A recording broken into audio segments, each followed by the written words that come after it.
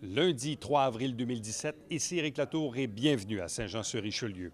À nouveau, la problématique à l'égard du bruit de l'aéroport municipal a refait surface. On est en plein processus de consultation en ce moment, mais n'empêche, les citoyens sont venus se plaindre à nouveau, entre autres, pour des posées décollées d'hélicoptères.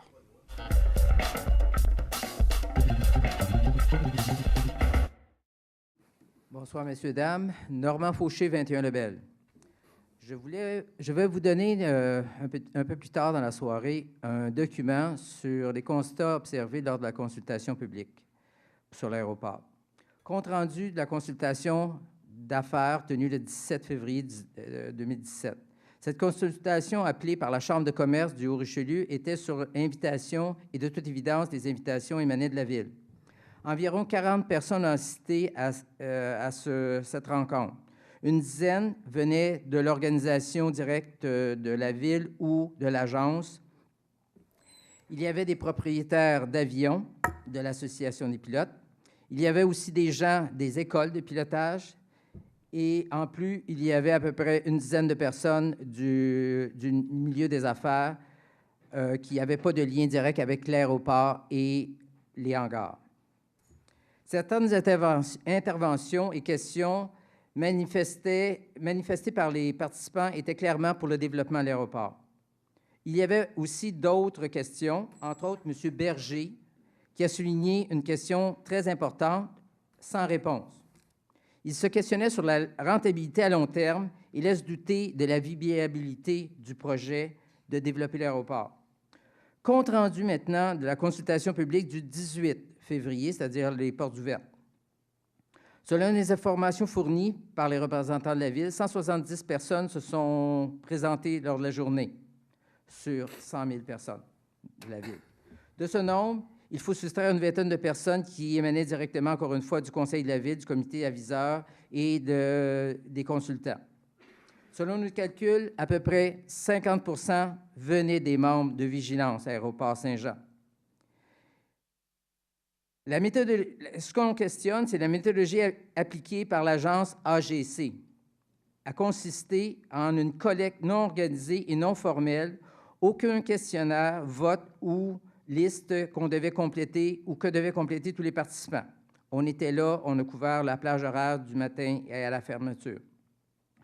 Les représentants de l'AGC ont recueilli des propos de façon arbitraire et discrétionnaire lors des discussions informelles. Les représentants évitaient systématiquement d'adresser la parole aux membres qui s'opposaient. Autre aspect de la consultation, le questionnaire. Le questionnaire proposé sur le site de la Ville nous a apparu tendancieux. À la section 5, les questions à l'égard du bruit doivent être répondu par des gens qui connaissent le phénomène du bruit. Comment un citoyen de Saint-Luc peut avoir une opinion sur le bruit? À la question sur les planeurs, on demandait si c'était nuisible, peu nuisible, très nuisible. Une personne normale répondrait pour un planeur, ben non, ça ne fait pas de bruit. Mais le problème, c'est pas là, c'est l'avion remorqueur qui est là et qui fait un bruit d'enfer parce qu'il tire un avion, un planeur, excusez-moi. Donc, la question est biaisée et orientée. On pourrait aussi, on aurait aimé ça, avoir des suggestions qu'on aurait pu mettre là-dessus. À la question 6, plusieurs questions commentaient des choix de préférence plutôt que de véritables choix. À la dernière question, on demandait quelles étaient les priorités entre mettre des silencieux, des heures de posée décollée et imposer des tarifs. Peu important, important, très important. Moi, je trouvais ça tout important, mais je n'avais pas le choix. Je ne pouvais pas répondre. Très important. Donc, j'ai été obligé de répondre peu important à une des questions. Le sondage était mal fait. Je peux vous dire que j'ai fait évaluer ce sondage-là par 3 spécialistes et on ne donne pas la note de passage de 60 % à ce qu'on... Est-ce que vous pourriez mentionner les 3 spécialistes dont vous faites allusion? Non. Pour l'instant, je ne les nommerai pas. OK. Commentaires sur le site Web. Et vous nous demandez à nous d'être transparents? On n'embarquera pas là-dessus ce soir parce que j'en aurais trop long et il me reste 37 secondes. C'est bon. Aujourd'hui, messieurs, dames, j'ai vécu une journée d'enfer. Pour ceux qui étaient dans le quartier, et M. Auger sûrement l'a vu, des posées décollées d'avions et d'hélicoptères, ce fut infernal. Il y avait des périodes où c'était aux minutes 30. Je ne sais pas si vous le savez, mais l'entente du recours collectif négocié par les résidents de Saint-Hubert à l'aéroport de Saint-Hubert stipule qu'à partir du 1er mai 2017, les avions des écoles de pilotage doivent avoir des silencieux. Or donc, ces silencieux ne sont pas disponibles parce que la première firme qui devait faire ces silencieux ne le fera pas. Donc, ils repartent avec une autre agence pour refaire. Et donc, à partir du 20 mai 2017, c'est-à-dire dans moins d'1 mois, les avions de Saint-Hubert ne pourront plus faire de posées-décollées à Saint-Hubert. À votre avis, où vont-ils aller? Alors, merci de ces précisions-là. Votre temps est écoulé, mais j'apprécie ça. Puis en passant, peut-être une bonne nouvelle pour vous. Oui. Au début, au milieu du mois de mai, une entreprise, quand on est allé en mission économique à Arcachon, on a une entreprise du Castellet qui sont venus rencontrer des gens et eux, je souhaite de tout cœur, on est en contact avec eux, fabriquent les silencieux en question. Fait que s'il y a une belle entreprise d'ici qui ne les fait plus, bien, je peux vous dire qu'on travaille fort avec cette entreprise-là pour l'amener ici, justement pour atténuer ces bruits-là. Sauf que, je vous le dis et je vous le répète. De toute façon, les posées décollées, je pense que j'ai mis une opinion là-dessus pour ce qui concerne des écoles. Là. Je l'ai dit puis je le répète. Oui. OK? On n'est pas dans ce mode-là du tout pour le développement futur de l'aéroport. Merci, M. le maire. Merci à vous.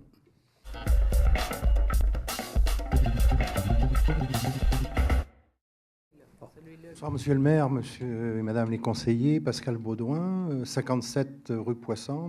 Ma question va concerner le développement de l'aéroport de Saint-Jean-sur-Richelieu. Il y a eu récemment des consultations auprès du public. Il y a eu un rapport aussi d'une firme spécialisée. Il y a eu probablement le dépôt de mémoire. Ma question va concerner en fait l'accès du public à l'information. Est-ce que la municipalité de Saint-Jean-sur-Richelieu envisage de rendre public et accès au public à ces rapports et aux résultats de ces consultations, par exemple sur le site web de la... Monsieur Vaillancourt me transmet, c'est quand, vous me dites? D'ici la fin de la semaine, effectivement, les mémoires vont être disponibles. Seule l'information de nature privée va être évidemment caviardée, mais effectivement, d'ici la fin de la semaine, tout va être en ligne sur le site, sur le microsite concernant la consultation sur l'aéroport. Je vous remercie.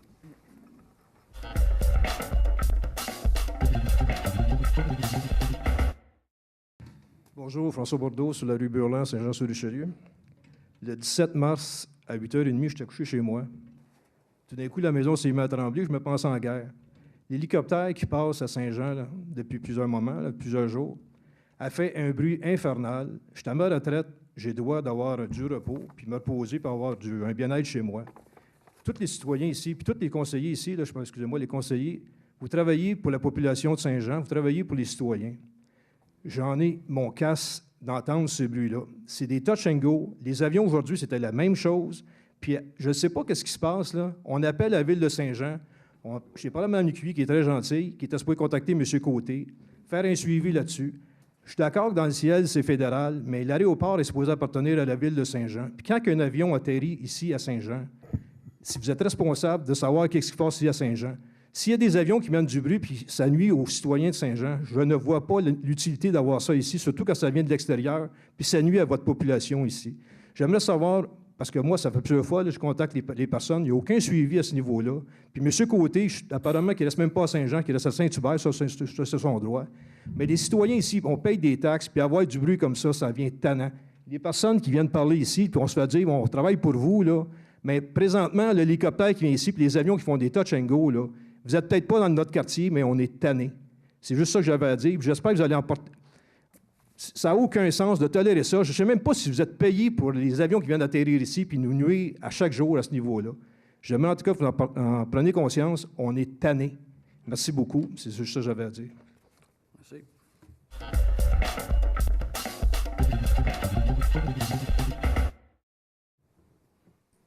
Bonjour, mon nom est Sylvain Blanchard. J'habite sur la rue Bessette à Iberville. D'abord, je voudrais dire à ce monsieur-là qui se plaint vraiment pour rien, parce qu'il y a des choses bien pires qui se passent à Iberville et qui tombent sur les nerfs de citoyens qui ne mériteraient pas de se faire achaler, harceler, comme certains se font harceler. Moi, j'ai le malheur de travailler la nuit et le malheur aussi de prendre des marches la nuit pour me changer les idées, pour abaisser le stress de ma journée. Bref, pour des raisons toutes personnelles que la plupart des gens ici qui prennent des marches savent pourquoi ils le font. Or, moi, depuis à peu près 10 ans, chaque soir ou presque, j'ai l'insigne honneur de me faire arrêter par la police pour me faire demander où je vais, comment je m'appelle, qui je vais voir, combien de temps, avec qui je vais aller, d'où je viens. Bref, on me demande d'agir envers des policiers comme s'il s'agissait de tuteurs et que si moi, j'étais leur enfant. Au bout d'une fois, 2 fois, 3 fois, ça devient tolérable. Mais quand ça fait 100, 200, 400 fois qu'on répète sans arrêt la même chose, ça devient extrêmement fatigant. Donc, je voudrais dire à monsieur que c'était une semi-blague, ce que je disais tout à l'heure, parce que encore lundi dernier, je me suis fait arrêter par la police. C'est toujours pour les mêmes raisons, parce que je marche sur le trottoir. Imaginez-vous donc qu'à Saint-Jean-sur-Richelieu, il y a un côté pour marcher sur un trottoir. Et il y a un mauvais côté. Et ça donne que je marche toujours sur le mauvais côté. J'ai signalé ce problème-là mercredi dernier à M. Berthelot, qui ne m'a jamais rappelé sur le sujet. J'ai aussi communiqué avec Mme Marcoux pour l'informer exactement du même problème. Mme Marcoux m'a dit qu'elle me demandait 1 semaine pour voir ce qu'en était. Et je suis sûr que Mme Marcoux va me revenir avec un retour d'appel. Ce que je voulais simplement vous dire, Monsieur le maire, c'est qu'il est extrêmement agressant pour quelqu'un qui n'a absolument rien à se reprocher, sauf d'être la nuit en train de marcher, de se faire harceler continuellement par des policiers qui veulent tout savoir de notre vie alors que ça ne les regarde pas. Selon la loi, ils peuvent me demander mon nom, mon numéro de téléphone, mon adresse, mon numéro d'assurance sociale, bref, tout mon pedigree, si je viole la loi ou si je suis sur le point de l'enfreindre. Mais si ce n'est pas le cas, ils n'ont pas à me demander où je vais, avec qui je suis, ou avec qui j'étais, où je m'en vais, pour combien de temps, etc., etc., etc.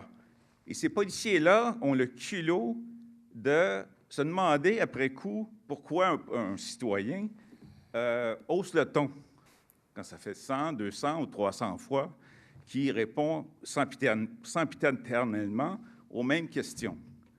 Je trouve ça donc extrêmement dommage que dans une ville aussi calme, aussi paisible que Saint-Jean, les policiers qui patrouillent la nuit soient à ce point ennuyés de brûler du gaz toute la nuit, d'être obligés de prendre un citoyen, de le harceler et de le mettre parfois dans un état de colère qu'ils ne peuvent pas comprendre.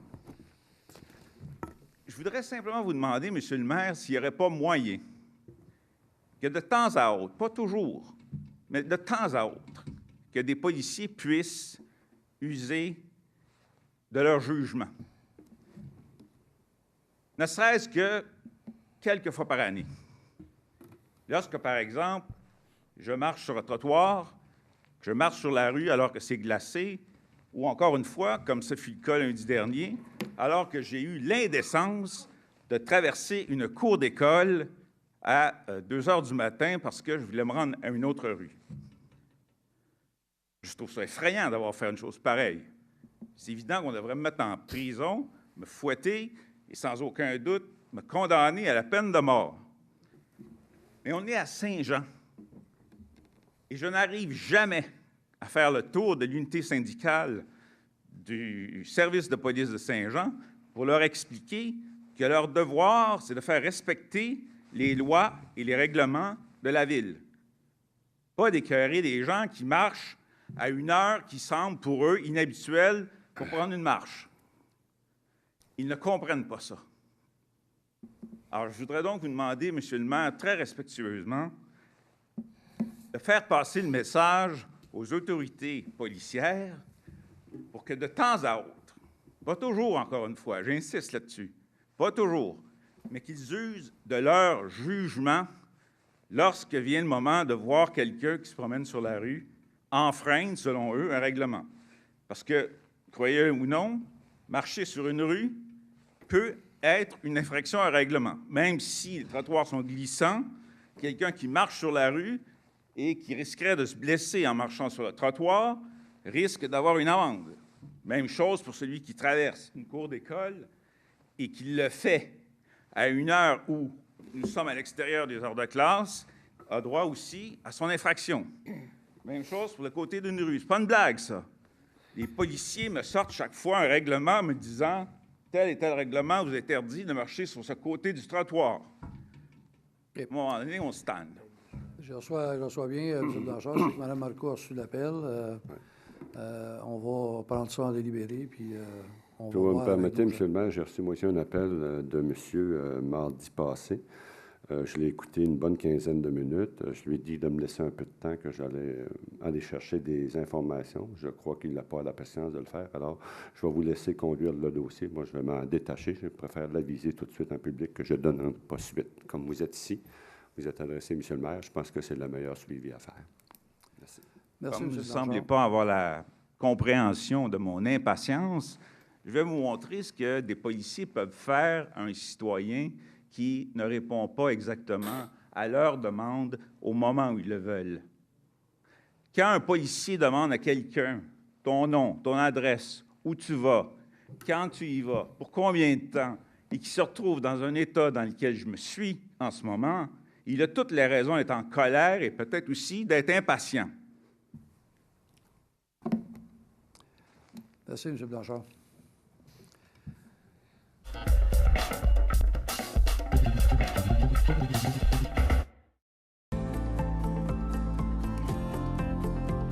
La vraie télé, c'est la télé communautaire, c'est la télé autonome, la télé libre, parce qu'elle n'est pas contrôlée par des géants, elle n'est pas contrôlée par de la publicité, elle n'est pas contrôlée par du gros argent, elle est contrôlée par vos intérêts.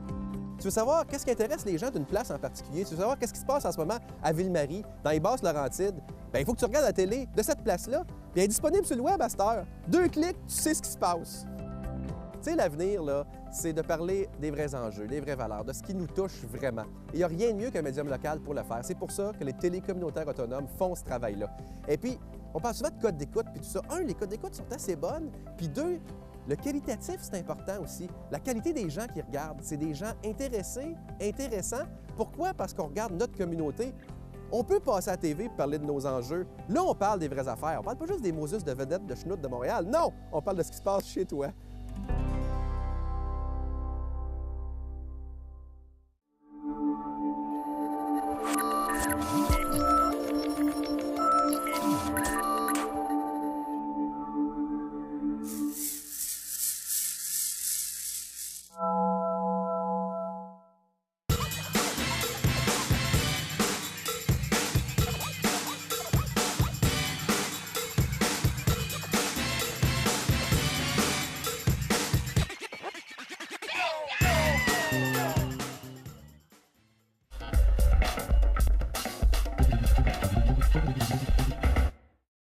Premièrement, là, pour le dossier de la rue Nadar, j'avais lu les recommandations du CCU pour cette résolution-là.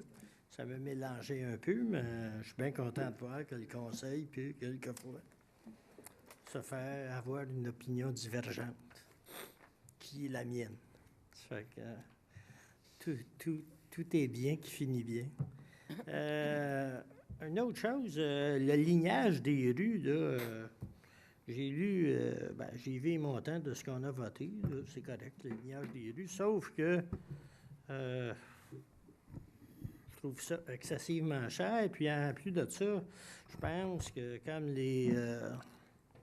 j'en ai tout le temps quand contre les affiches, là, puis qu'on en met tout partout, on a trop de poteaux, puis trop d'affiches, puis trop d'interdits, puis trop de oui et de non. Pareil comme moi, dans la paroisse Sacré-Cœur, là, au coin de la 14e avenue puis de Méganis, là, quand même qu'il y a une ligne blanche à terre, il y a un stop, là, tu sais, on arrête. Tu sais, la ligne blanche, qu'on soit à un pied en arrière ou un pied en avant, quand même qu'il y a une ligne blanche, quand même qu'elle serait peinturée juste une fois tous les 3 ans, là, pour sauver un peu d'argent. Je pense que c'est beaucoup d'argent. Je pense que ça ferait la même chose. Parce qu'il y a beaucoup de quartiers, là, qu'il y a une ligne blanche au coin de la rue, là, ou pas de ligne blanche, ça ne change absolument rien. Je pense qu'on exagère parce que je les vois tous les ans, ils viennent peinturer la ligne blanche qui est encore blanche au coin de chez nous. Ça, c'est mon deuxième point. Le troisième point, j'ai une question pour M. le maire, parce que même que je me suis fait dire il y a 2 semaines que c'était pas de notre ressort, puis j'avais pas d'affaire d'en parler. Là. C'est nos autobus qui circulent sur l'accotement de l'autoroute des Cantons de l'Est. Je pose la question au maire, là, puis il va répondre tout à l'heure. Vous, là, monsieur le maire, là, trouvez-vous ça sécuritaire? Moi, je trouve pas ça sécuritaire, mais j'aimerais ça avoir votre opinion à vous. Je peux vous la donner tout de suite si vous la voulez. Hein. Pardon? Je peux vous la donner tout de suite, mon opinion, si vous la voulez. Hein. Ah, bien, envoyez-la. Ben, vous la donner. Vous revenez avec ce dossier-là de façon fréquente. Moi, ce que j'ai fait, c'est que j'ai adressé la problématique au ministère des Transports. OK? Puis à l'heure actuelle, ce qu'ils m'ont répondu, c'est que, les accotements au niveau des autobus, c'est pas juste à Saint-Jean-sur-Richelieu puis c'est à 35 que ça se fait. En fait, c'est pas à Saint-Jean, c'est sur la 35. OK? Puis dans le moment, on les a demandé de vérifier, puis ils vont me revenir avec une réponse incessamment. Donc, ce que j'ai fait, je l'ai adressé. Question de sécurité, comme vous le mentionnez. Mais je pense qu'une fois, tout le monde a compris, puis je vais attendre la réponse du ministère parce que ça les regarde. OK? Ouais. À part qu'elle posait la question, il n'y a pas grand-chose que je vais changer sur ce dossier-là. Puis la bonne nouvelle, c'est que probablement qu'éventuellement, ce qu'ils veulent faire avec ça, c'est de permettre aux véhicules hybrides ou électriques de pouvoir l'utiliser comme ça se fait sur d'autres autoroutes. Alors. OK. Mais si les hybrides, si c'est dangereux pour les autobus, je ne vois pas que ça deviendrait moins dangereux pour les hybrides et les électriques. M. Lalivière, vous m'avez demandé de vérifier au ministère des Transports, je l'ai fait. Okay, non, ça c'est correct. Puis moi-même, j'ai vérifié, puis ils m'ont dit qu'ailleurs, il y en avait. Ouais, puis il n'y a pas personne qui a tombé dans le fossé en cours. Sauf que nous, dans notre cas, je ne peux pas aller voir ailleurs, là, mais dans notre cas, à nous, c'est que tout de suite à côté, à 1,5 pied de l'accotement, il y a un fossé qui a 15 pieds de creux. Je vais vous dire une affaire, là, s'il y a un autobus qui prend le champ là-dedans, là, c'est qu'il ne slidera pas dans le champ tranquillement, pas vite, ça va faire boum. C'est juste ça.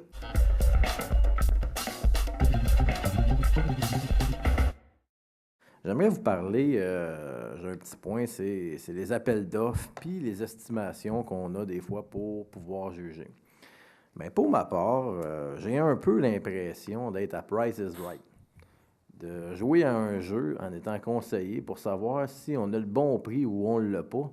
Puis j'attends juste de savoir s'il y a quelqu'un qui va sortir ou puis me dire que j'ai gagné. Parce que malheureusement, de plus en plus, puis je pense que pour ma part, ben c'est difficile. On me demande de gérer bien la ville. On me demande d'essayer d'avoir les meilleurs prix. Je m'efforce d'essayer de juger les meilleurs prix. Mais c'est très difficile. Tu sais, comme on donne ce soir le contrat, un peu comme que je parlais, puis si c'en est un parmi tant d'autres, l'estimation, 1,7 million. Le prix sorti, 1,3 million. Je suis content.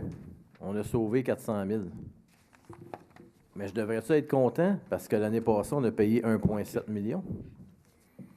Fait que ça commence à me tracasser un peu. Puis je me pose la question, je l'ai demandé ce soir, puis je me pose la question de quelle façon qu'on pourrait mettre, une façon ou mettre des gens qui connaissent le prix, qui nous estiment, puis qu'on arrive au moins dans le 10 Tu sais, si on arrive dans le 10-15 ben, je vais être à l'aise de voter ça. Quand on dépasse le 10-15 tu sais, des montants de 25 ou 30 que ce soit en haut ou en bas, je suis mal à l'aise. Tu sais, il va y avoir d'autres contrats qui vont venir, puis je ne peux pas en parler présentement, mais le contrat est vraiment pas cher. Fait que là, je me pose la question, il est vraiment pas cher. On est-tu content ou le gars va botcher la job parce qu'il a vraiment fait pas cher? Puis là, après ça, une fois que le gars il a le contrat, bien là, on a des recours, mais c'est difficile quand même. Parce que là, il a habité vraiment pas beau pour avoir le contrat, puis la job n'est pas bien faite. Fait qu'à partir de là, tantôt je plaisantais, mais là, je suis sérieux. S'il y en a qui ont des idées, parce que ça fait quand même plusieurs années qu'on est ici. Moi, je me pose la question, puis c'est très sérieux. Là, comment qu'on fait pour évaluer, comment qu'on fait pour jouer à Price is Right et être comme faut? Pour quelqu'un qui n'a jamais été à l'épicerie à tous les jours acheter de l'asphalte.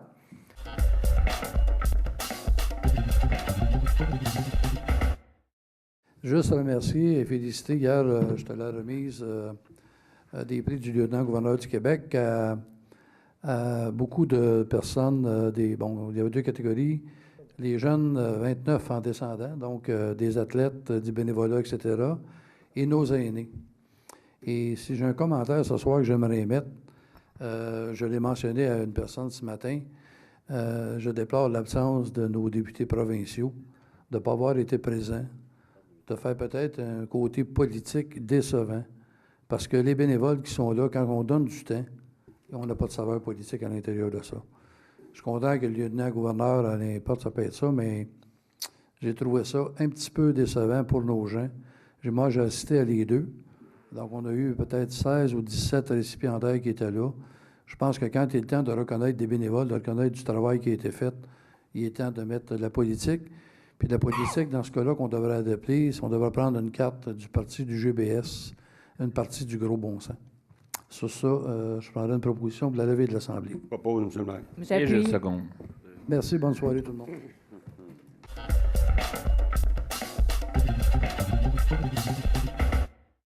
Merci d'avoir été là. On se fixe rendez-vous la semaine prochaine alors que nous allons vous présenter de nouveaux extraits de cette séance du Conseil du lundi 3 avril 2017. Entre-temps, si vous désirez m'écrire, faites-le par courriel à Éric Latour en un mot, à commercial.tvhr9.com.